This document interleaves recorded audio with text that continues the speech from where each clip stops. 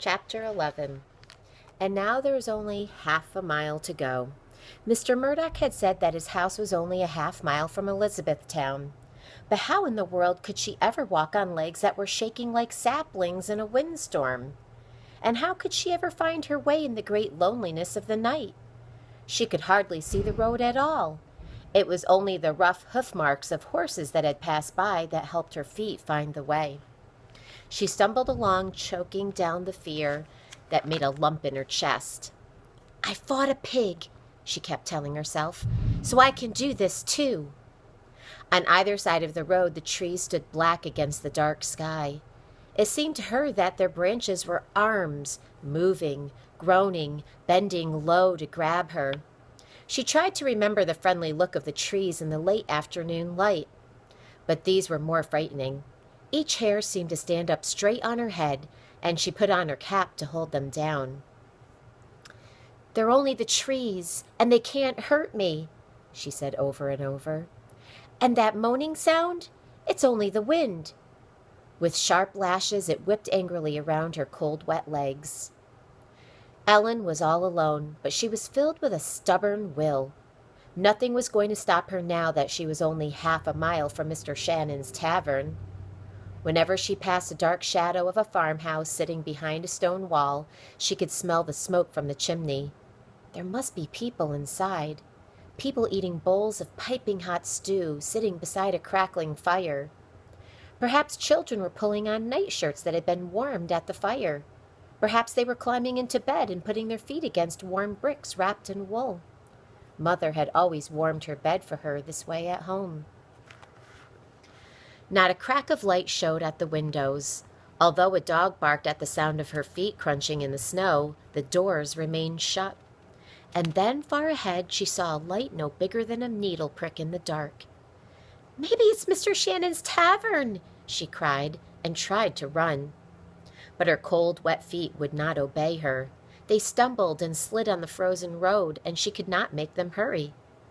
As she slipped from one uneven hoof mark to the next, she found herself saying over and over, "I shall run and not faint. I shall walk and not grow weary." Somehow the words made her think of Grandfather. She remembered him sitting by the fire in the kitchen with his little reading glasses on his nose and the old Dutch psalm book in his hands.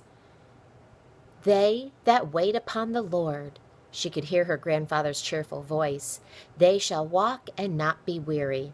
They shall run and not faint." It made her feel better to think of the words that Grandfather read aloud and believed so firmly.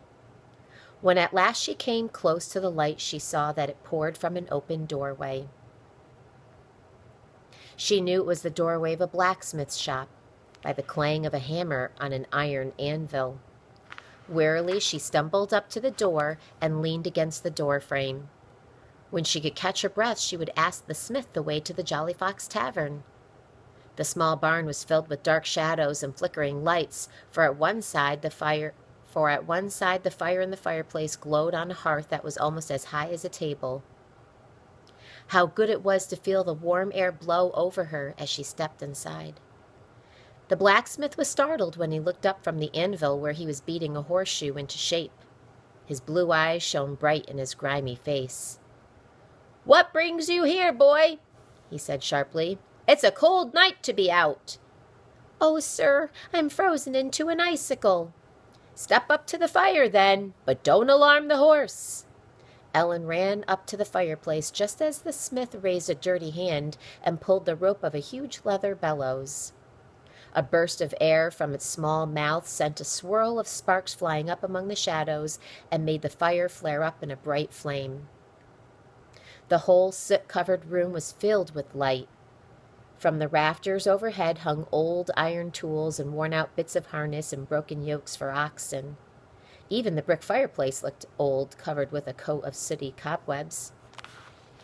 With the barn brightened by the fire, Ellen could see at the other side of the room an old gray horse waiting to be shod, and in the corner beside the horse a big man sitting on a barrel. He was wearing a plaid muffler wrapped around his fur hat and tied across his mouth. He saluted her with one mittened hand and held the reins of the horse in the other. He said nothing, but she could feel his sharp eyes look at her closely. "Maybe he's the courier," she said to herself. "But no, not with that old horse. A courier would have a strong, swift horse who could run for hours." When the smith lifted his long tongs and put the horseshoe into the fire, the hairs on his arms shone like copper and matched the lock of hair that fell over his forehead. "Where did you come from?" he asked. "Oh," Ellen hesitated. She was so cold and miserable she could not think of an answer. "Never saw you before. Where are you from?" "From," Ellen groped for some kind of answer. From Mr. Murdoch's farm." "You a bound boy there?" asked the man in the fur hat. Ellen jumped and turned to see him pull the muffler down from his mouth. He had tipped his head to one side and was watching her carefully. The blacksmith grunted. "I'll wager that wife of his would send a boy out on a night like this. She's a strange woman, Mistress Murdoch." He began beating the curved piece of red-hot iron with his hammer. "Will you tell me the way?" Ellen began. Suddenly the horse stamped his feet on the wooden floor, and the big man jumped up and patted his nose and rubbed his ears to quiet him. He was the tallest man Ellen had ever seen. As she waited for the man to quiet his horse, she took off her mittens, leaned forward, and held out her cold hands to the fire. She quickly clutched her jacket when she felt the loaf of bread start to slip down. "What's that under your coat?" The big man spoke up quickly. "It's nothing," said Ellen. "Must be a sack of gold," he said. "Do you think it's a sack of gold, Smithy?" Ellen looked to see if he were serious, but she could not tell. "No," said the smith, "but I'll wager it's a bag of good English coins." "Perhaps he's a paymaster for the redcoats," said the big man. "Or a runaway thief." Ellen thought they must be teasing her. She looked from one face to the other. The smith was serious. The other man's eyes were laughing. She hugged the bread close to her chest.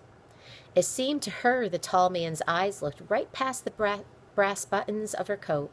She was sure he could see the loaf of bread underneath, but she was not going to show it to him. "Did you steal something from the redcoats?" he asked as he leaned forward and peered at her across the room. Perhaps he wasn't teasing after all. The smith grumbled. "Lots of stealing around here. Horses, saddles, blankets. You can't trust anyone these days, not since the British came. Now bring up the horse," he said to the man with the muffler. Ellen backed into the corner on the far side of the fireplace while the old horse was led to the blacksmith's side and tied to the wall. "My horse is too old for any redcoat to steal," said the owner. He patted the horse's nose while the smith lifted a hind leg and steadied it on the leather apron that covered his knees. With a sharp knife, he began to slice off bits of the hoof before he attached the iron shoe. "Now," said the man in the muffler, "what's under your jacket, boy?" "Nothing," cried Ellen. "Nothing at all." "It must be right valuable," said the man, "from the way you are hiding it." "It's nothing but a loaf of bread," Ellen called over her shoulder as she dodged around him and darted to the door. She almost choked over the words, she was so tired and upset. Maybe they were only teasing her, but she wasn't sure. She did not know who this tall man was or why he was so curious about what was under her jacket, but she had had enough trouble for today. She did not need any more.